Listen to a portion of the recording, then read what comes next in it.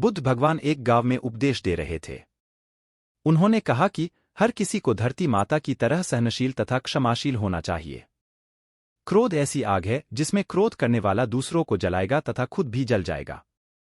सभा में सभी शांति से बुद्ध की वाणी सुन रहे थे, लेकिन वहां स्वभाव से ही अतिक्रोधी एक ऐसा व्यक्ति भी बैठा हुआ था जिसे ये सारी बातें बेतुकी लग रही थी। वह कुछ देर ये सब सुनता रहा, फिर अचानक ही आग बबूला होकर बोलने लगा, तुम पाखंडी हो। बड़ी बड़ी बातें करना यही तुम्हारा काम है। तुम लोगों को भ्रमित कर रहे हो। तुम्हारी ये बातें आज के समय में कोई मायने नहीं रखती। ऐसे कई कटु वचनों सुनकर भी बुद्ध शांत रहे।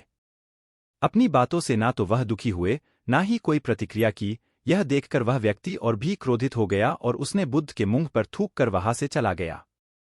अगले दिन जब उस व्यक्ति का क्रोध शांत हुआ तो उसे अपने बुरे व्यवहार के कारण पछतावे की आग में जलने लगा और वह उन्हें ढूंढते हुए उसी स्थान पर पहुंचा, पर बुद्ध कहाँ मिलते। वह तो अपने शिष्यों के साथ पास वाले एक अन्य गांव निकल चुके थे।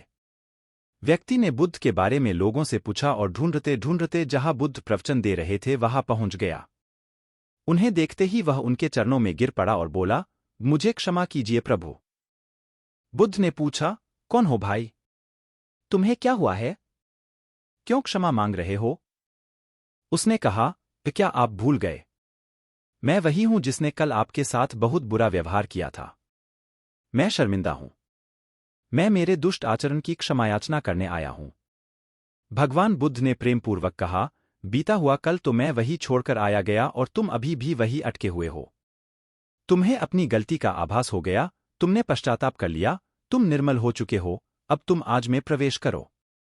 बुरी बातें तथा बुरी घटनाएं याद करते रहने से वर्तमान और भविष्य दोनों बिगड़ते जाते हैं।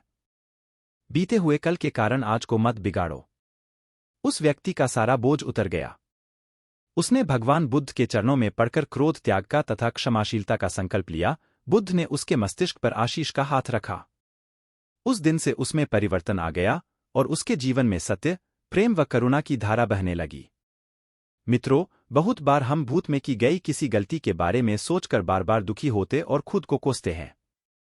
हमें ऐसा कभी नहीं करना चाहिए। गलती का बोध हो जाने पर हमें उसे कभी ना दोहराने का संकल्प लेना चाहिए और एक नई ऊर्जा के साथ वर्तमान को सुदृढ़ बनाना चाहिए।